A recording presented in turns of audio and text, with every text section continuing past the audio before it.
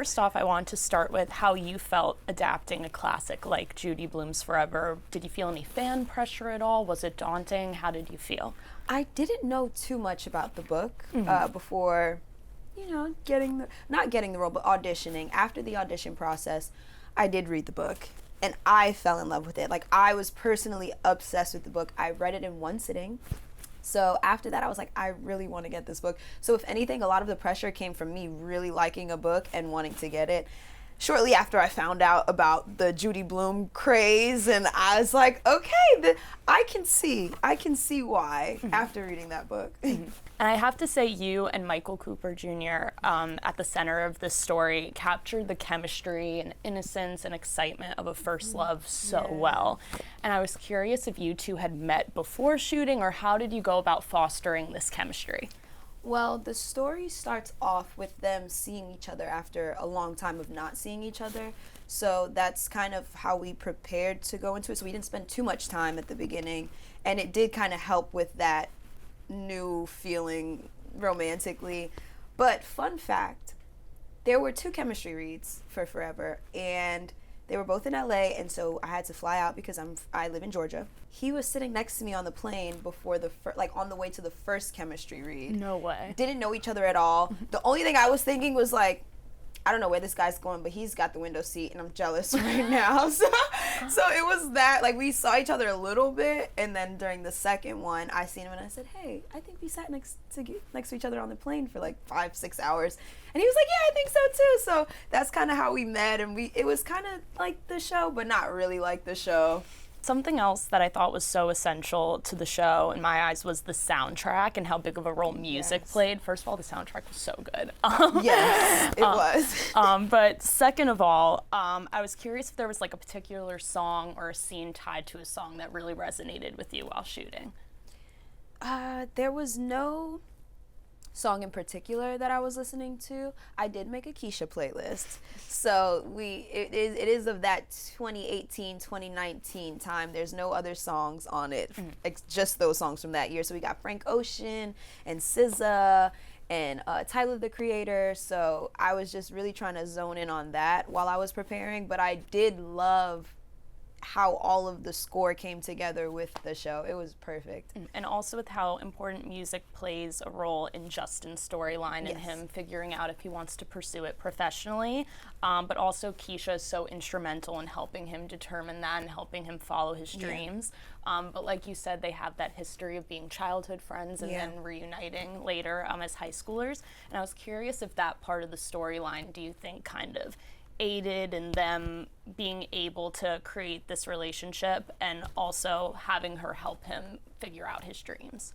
Keisha's personality is very type A, and I feel like she has a plan for everything. So I do think that with a type A personality who likes to plan everything, and like a type B personality who has like the vision for themselves, they usually like harbor that creativity that type A could sometimes lose in their planning. So I do think that them two going through music and going through all of these things in life kind of like played off of one another in their love story. With the modern take on the story comes the incorporation of cell phones and social media. And Keisha and Justin go back and forth, blocking each other oftentimes over misunderstandings. And also the like incorporation of social media and cell phones also lends itself to the storyline with Keisha's sex tape being leaked. The video is still out there. Look, if you know who got it, I can get them to delete the video. You tried that already, remember? You know, the crazy thing is, like, you're all over the video, too. But nobody says anything about you. It's always me. And I was curious how you feel about, like, the impact of social media and internet on young relationships today.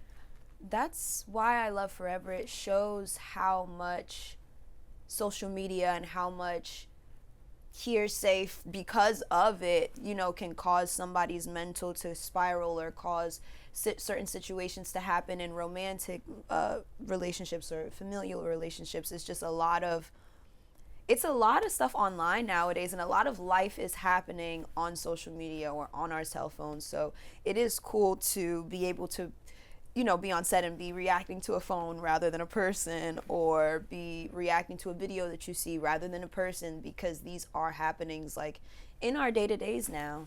So it's a social media era, and I do like how the show plays off of it without making it too much, you know, like how it kind of could be in real life, you know, a lot of social media stuff going on. While the show centers on Keisha and Justin's love story, Yes. I really loved seeing how your characters' relationships with your families played Yes. out. There's a lot of love there. There is. And so I wanted to ask what you think those relationships outside of Keisha and Justin's relationship, how they played a role in the story. They were very essential in Keisha's story, because even with her whole scandal with her mom, you know, I do think for a teenager, you know, that relationship with the parent is very strained a lot of the times because of the different views based off of the different ages that you are. So there is a lot of reliance on my mother's like support, and there's a lot of reliance on my family's support that you see in that show. And you do see that it is a show about love, not just romance, when you dive deeper into Keisha's life and you see all of the people that she surrounds herself with and all this love. In comparison to the book, I think the ending of this show was a little bit easier to swallow and left Keisha and Justin in a little bit of a healthier place despite the breakup. I'm gonna miss you. I'm gonna miss you too. I mean, maybe we'll be ready for each other in 10 years. I mean, after you break up with whatever guy you meet in Howard. Shut up. And seeing them be happy for each other and their like respective journeys. And I want to know if you see there being a future for them, one that could maybe make for a season 2. How do you feel? I do see a future for Keisha and Justin. I do think that they will cross paths definitely again. As far as what we expect, I don't know if it's going to be something that people expect, but I do think that they will cross paths, and there will be that initial like feeling that everyone kind of can see that they experience after a long time of not seeing each other. So I do think that it'll happen again.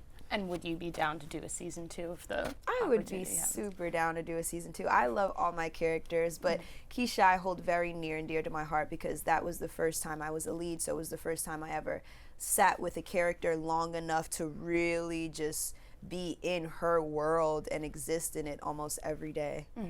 That's amazing. What are you hoping that viewers take away from Forever? At the end of the day, Forever is a coming of age story. It's not just about romantic love, it's about self-love.